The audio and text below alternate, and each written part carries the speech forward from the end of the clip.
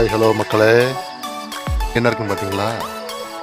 தங்க பஸ்பத்தை கொண்டு போய் காய்ச்சி டீ பாருங்களேன், இருக்கு பாருங்க.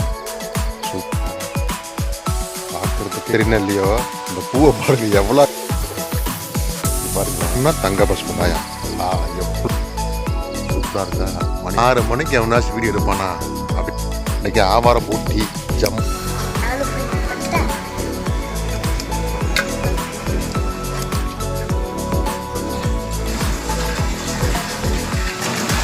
கரும்பு சக்கரை போட்டு போவோம். அது கரும்பு சக்கரை போடுறது. இப்போ இது கரும்பு சக்கரை போட்டதை நம்ம